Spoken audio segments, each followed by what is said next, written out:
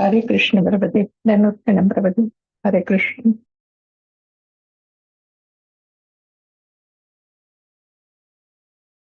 హరే కృష్ణ. ప్రతి ఒక్క భక్తునికి పేరు పేరున మీ అందరి పాదాలకి నా శిరసాభి వందనాలు.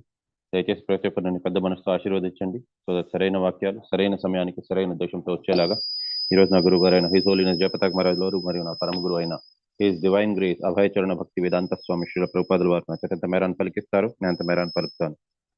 ఓం అజ్ఞానతిమిరాంధస్య జ్ఞానంజన శలాకే చక్షురున్మిలితం యేన తస్మై శ్రీ గురవే నమః. శ్రీచైతన్య మనోభీష్టం స్థాపితం యేన భూతలే స్వయం రూప కదా మహ్యం దదాతి సుపదాంతికం.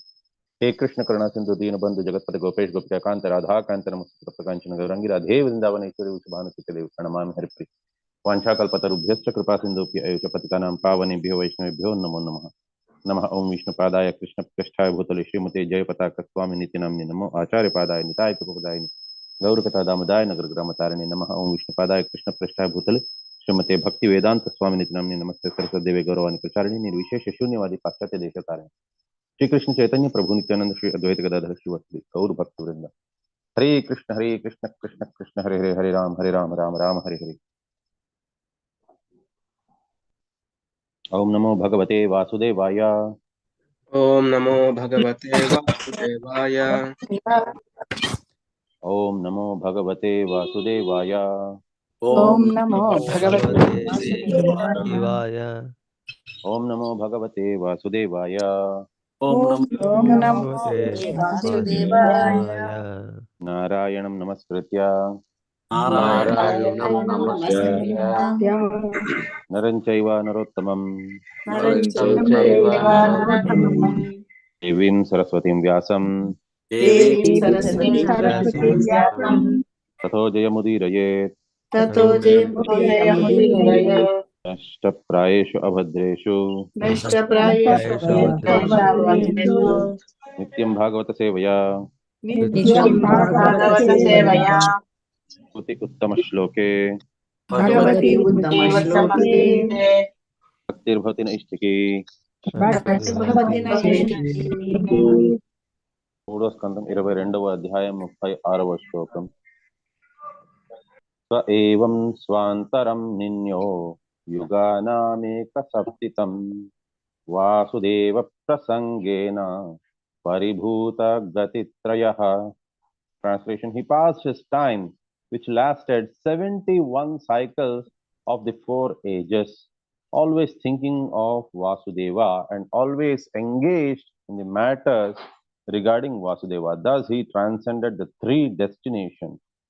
Purport by Srila Prabhupada, Jai Srila Prabhupada. The 3 destinations are meant for persons who are under the control of the 3 modes of material nature. These 3 destinations are sometimes described as the awakened, dreaming, and unconscious stages. In Bhagavad Gita, the 3 destinations are described as the destinations of persons in the 3 modes of goodness, passion, and ignorance. It is stated in Gita that those who are in the mode of goodness are promoted to better living conditions in higher planets, and those who are in the mode of passion remain within this material world on the earth or on heavenly planets. But those who are in the mode of ignorance are degraded to an animal life on planets where life is lower than human.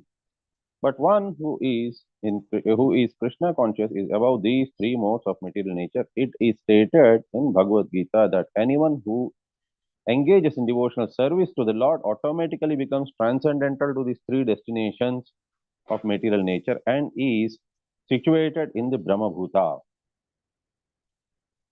or a self-realized stage. దానికి శ్లోకం ఏమైనా ఉందా?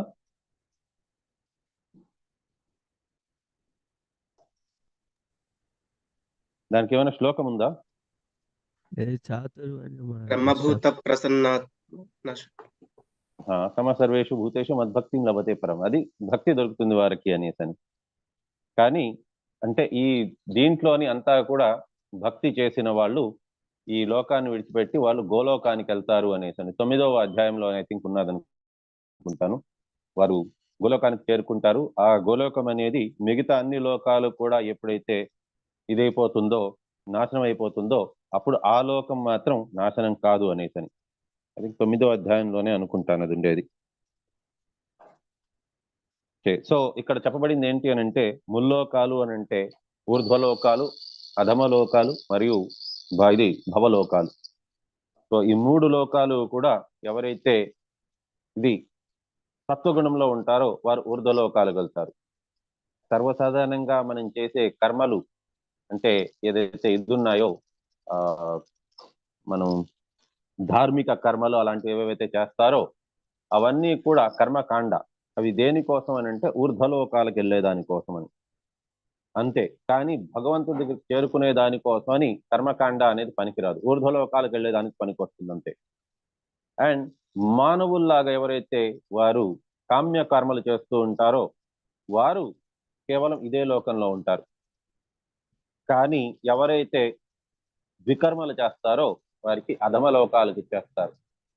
So వారు క్రిమి కీటకంగా కానీ లేకంటే స్థావరంగా కానీ పశుపక్షాదులు జన్మల్లోని వారు మళ్ళీ ఇది అధమ లోకాలకు వెళ్ళిపోవాల్సి ఉంటుంది. మళ్ళీ ఒకసారి అక్కడికి వెళ్ళారు అని అంటే మళ్ళీ మానవ జన్మ వచ్చేదానికి మళ్ళీ ఆ నిచ్చెనలంతా ఎక్కుకుంటూ ఒకదాని తర్వాత ఒకటి ఆ రకంగా రావాలి.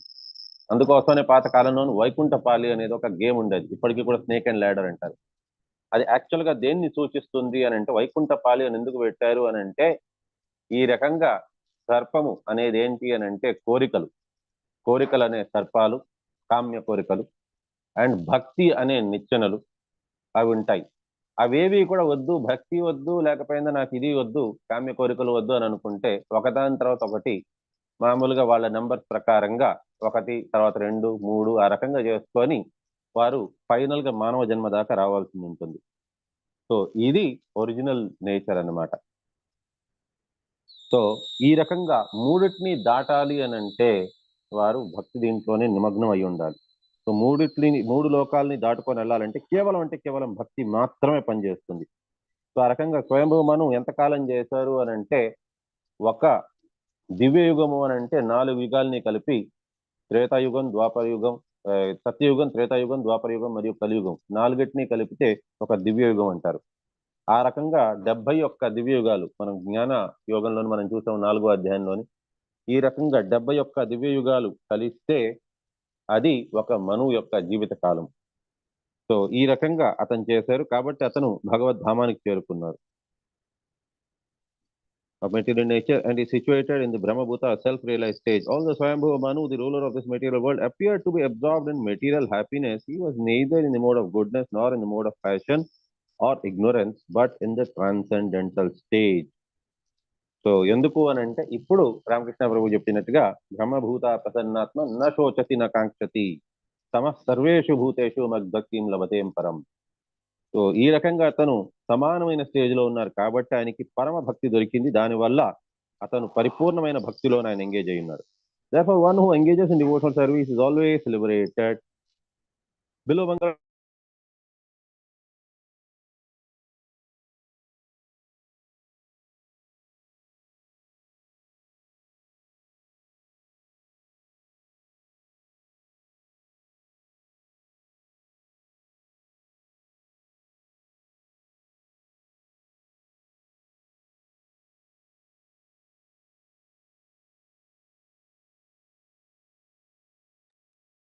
ప్రభుజీ మ్యూట్ లోకి వెళ్ళారు Prabhuji. Kamlesh Prabhu. Hare Krishna.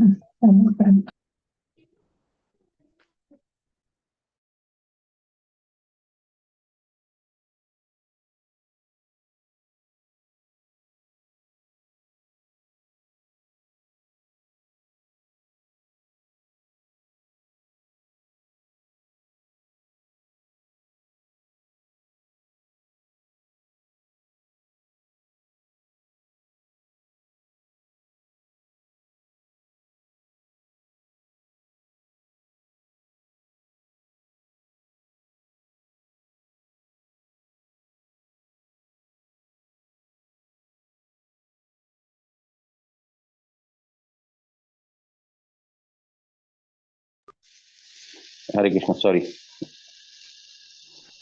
Hare Krishna. Hare Hare Krishna. Krishna. Okay Yeah, నా voice. Okay, call వచ్చింది. హరే కృష్ణ ప్రభుజీ. కట్ అయింది ప్రభుజీ. Call వచ్చింది. Therefore, one who engages in devotional service is always liberated. Bilavankara Thakur, a great devotee of the Lord, stated, if I have unflinching devotion to the lotus feet of Krishna, then mother liberation is always engaged in my service. So Bilvamangala Thakur అందరికీ ఈ story తెలిసే ఉంటుంది.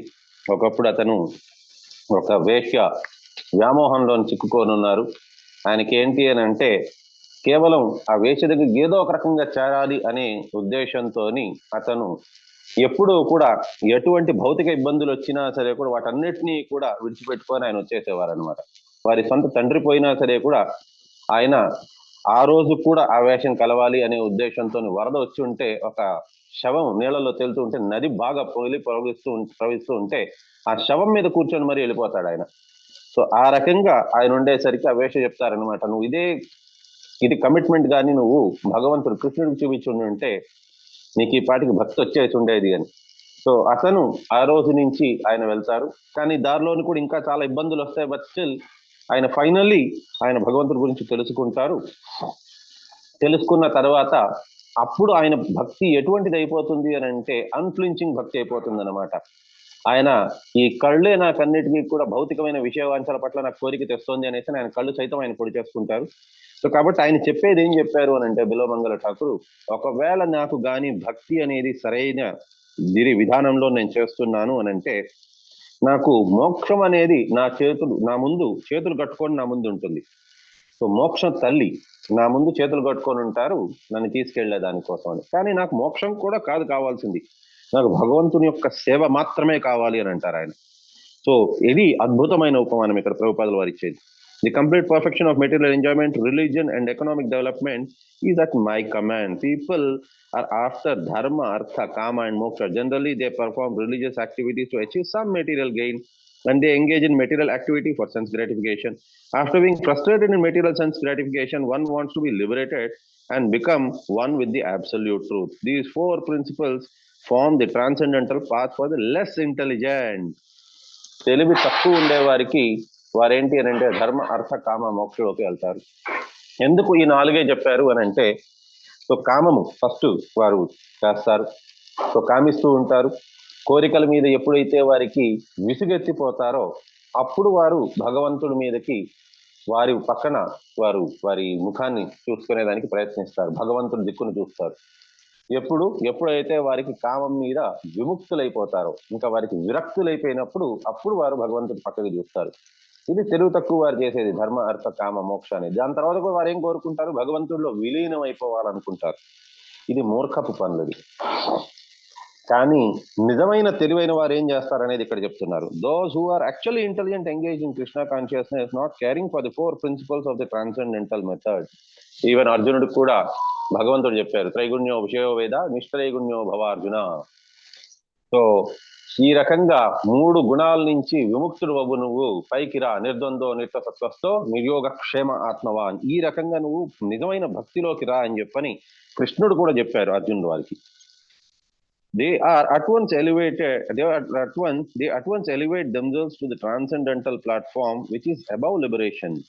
So నిజమైన భక్తి ఉండేవారు. ఇప్పుడు చూడండి, కొంతమంది ఏదో ఒక రకంగా మ్యాజిక్ చేసేసరికి ఏదో కొద్దిగా విభూతి సృష్టించేస్తారు, వారిని దేవుడు అని అనుకుంటారు అందరు.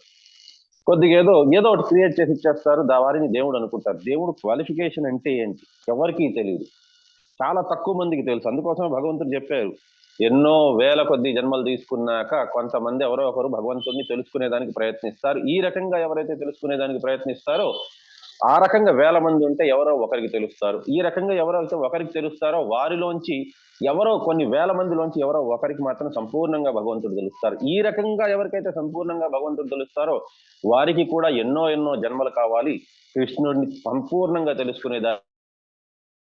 ఫైనల్ గా తెలుసుకునేది ఏంటి అని అంటే వాసుదేవ సర్వమితి అని తెలుసుకుంటారు. అటువంటి మహాత్ములు చాలా అరుదు అని అంటున్నారు. అండ్ అటువంటి మహాత్ములు ఎవరు అని అంటే, మహాత్ములు అనగా ఎవరు అని అంటే ఎవరైతే ప్రకృతిని ఆశ్రయిస్తారో, భగవంతుని ఆశ్రయిస్తారో వారికి ఏంటి అని అంటే అనన్య భక్తితోని వారు భగవంతుని కొలుస్తూ ఉంటారు, వారిని మహాత్మా అని అంటారు. అటువంటి మహాత్ములు నిజంగా చాలా గొప్పవారు. అటువంటి మహాత్ములతో పాటు ఒక్క లవమాత్రం మనం ఉన్నా సరే కూడా మనకి చాలా చాలా ఉన్నతి అనేది లభిస్తుంది. మనకి భౌతికమైన వారితో మనం ఎంత తక్కువ ఉండగలిగే మేలు. ఉద్యోగ రీత్యా లేక తప్పదు అని అంటే అటువంటి వారితో మాట్లాడచ్చు. ఇప్పుడు అందుకోసం మీరు ఇస్కాన్ వాళ్ళని చూడ మీరు కనిపించవచ్చు. మరి ఈ రకంగా ఇక్కడ భగవద్గీతలు అంతా చెప్తున్నారు భౌతిక వారితో అంతా కలవద్దు అనేసి అని. మరి ఇస్కాన్ వాళ్ళు మాత్రం చూడండి ఎప్పుడు చూసినా సరే కూడా భౌతికంగా ధనం ఎవరి దగ్గర ఉంటుందో వాళ్ళని చీఫ్ గెస్ట్ గా పిలుస్తారు అని.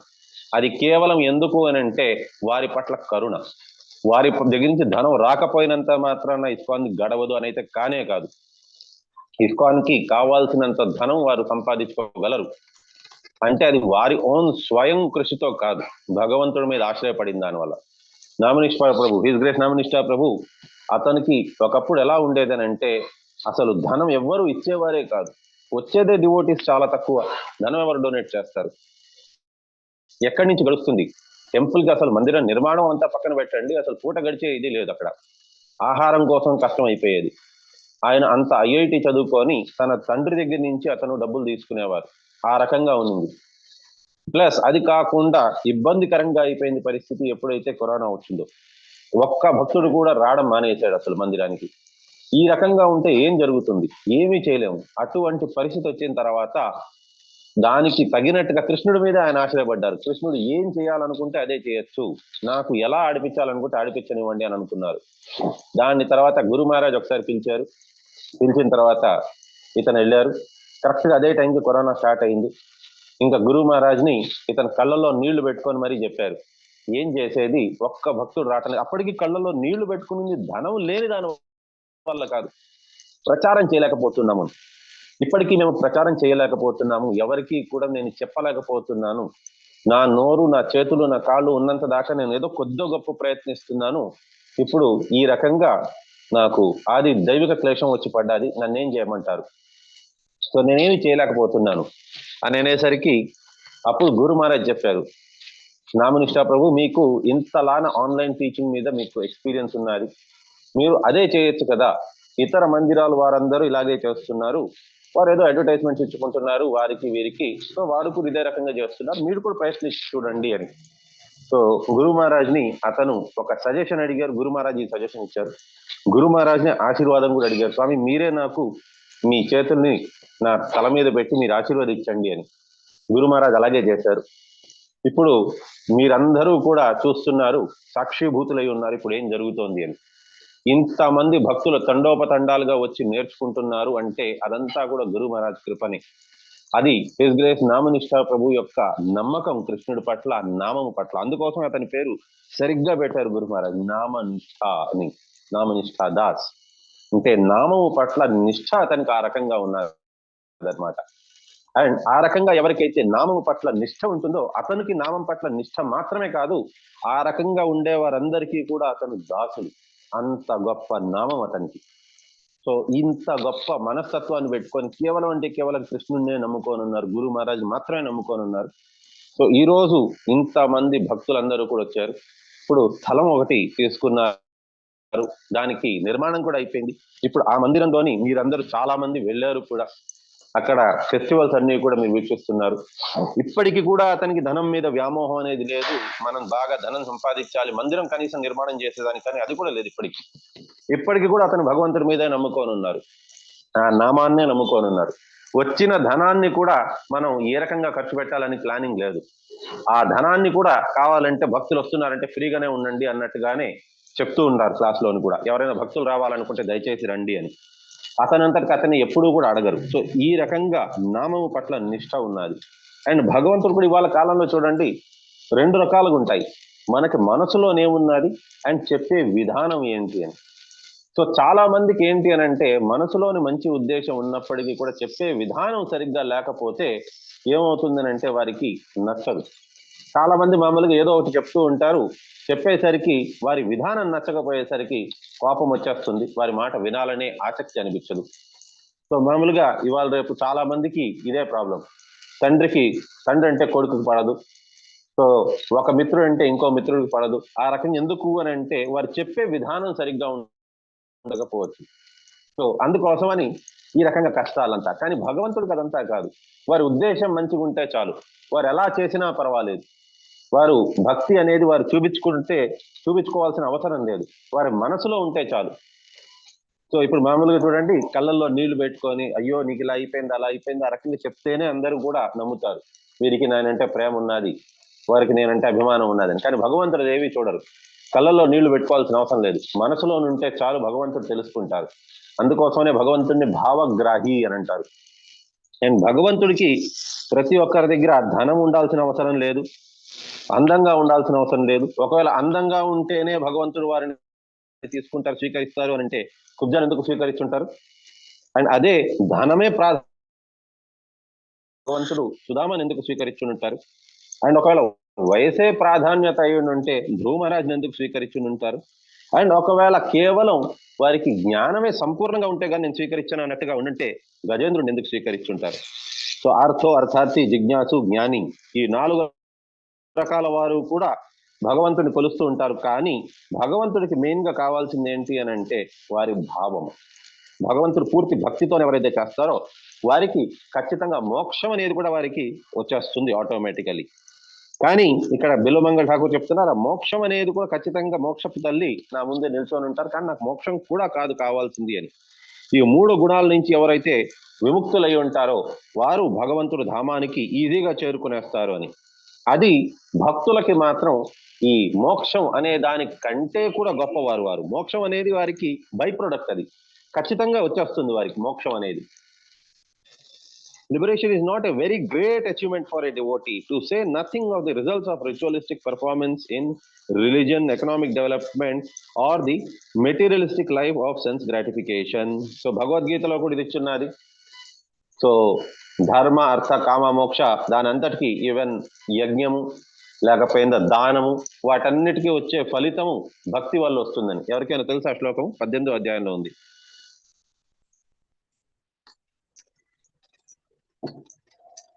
హరే కృష్ణ.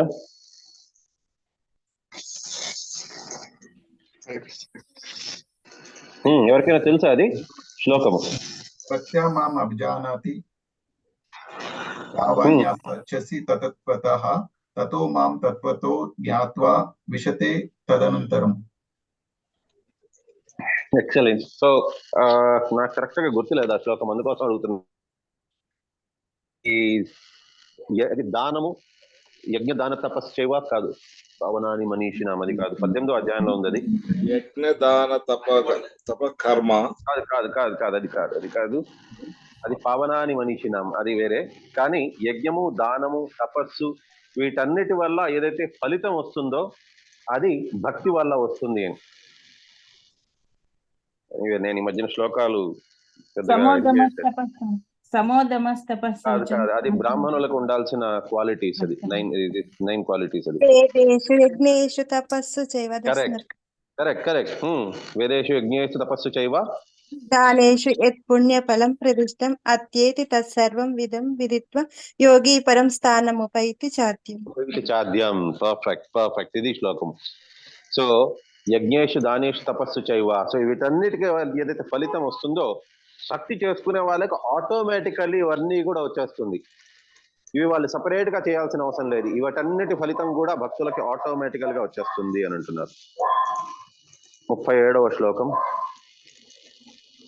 శరీర మానస దివ్యా వైయాసేయే చ మానుషాః భౌతికాశ్చ కథం క్లేశా బాధంతే Hari సంశ్రయః. Translation: Therefore, O Vidra, how can persons completely under the shelter of Lord Krishna in devotional service be put into miseries pertaining to the body, the mind, nature, and other men and living creatures? Purport by Srila Prabhupada, Jai Srila Prabhupada. Every living entity within this material world is always afflicted by some kinds of miseries pertaining either to the body, the mind, or natural disturbances. ప్రతి ఒక్క మనిషికి కూడా మనకి కష్టాలు దేని వల్ల వస్తాయి? జన్మ, మృత్యు, జర, వ్యాధి, ఈ 4. మళ్ళీ ఆది దైవిక, ఆది భౌతిక, ఆధ్యాత్మిక క్లేశాలు, ఈ 3 క్లేశాలు ప్రతి ఒక్కరూ కూడా దీనికి గురై ఉంటారు.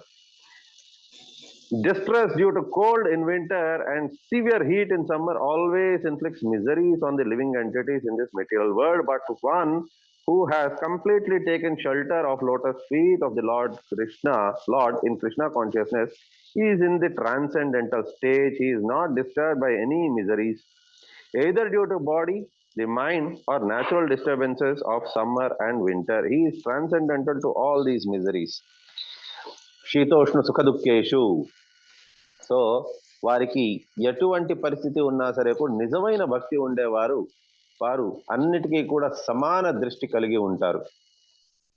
సో వారికి శీత ఉష్ణాలు అనేది సుఖ దుఃఖాలు అనేది అన్నిట్లోని కూడా సర్వేషు భూతేషు అన్నిట్లోని కూడా సమానంగా వారు ఉంటారు. అండ్ అటువంటి వారికి నిజమైన భక్తి అనేది ఉంటుంది.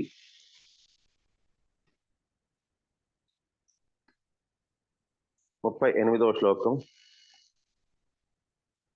Yeah పృష్టో మునిభిః ప్రాహ ధర్మాన్ నానవిధాన్ చభాన్ నృణాం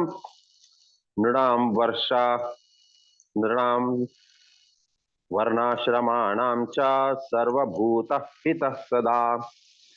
Translation: in reply to questions asked by certain sages, he, Swayambhuva Manu, out of compassion for all living entities, taught the diverse sacred duties of men in general and the different varnas and ashramas. So, ఈ రకంగా ప్రతి ఒక్కరికి విధియుక్త ధర్మాల గురించి చెప్పున్నారు మరియు వర్ణాశ్రమాల గురించి కూడా చెప్పున్నారు. 39వ శ్లోకం. ఏతత్ ఆదిరాజస్య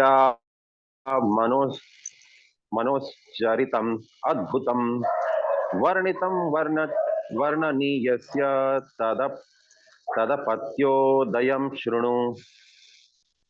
Translation: I have spoken to you of the wonderful character of Swayambhuva Manu, the original king, whose reputation is worthy of description. Please hear as I speak of the flourishing of his daughter Devahuti. So ఇప్పటిదాకా మను గురించి చెప్పారు, మను ఏ రకంగా భక్తి అనేది చేశారు అని. కాకపోతే ఇప్పుడు ఇంకొక కొత్త ఘట్టం వస్తుంది, భగవంతుణ్ణి సాక్షాత్ గర్భంలో ధరించిన తల్లి గురించి.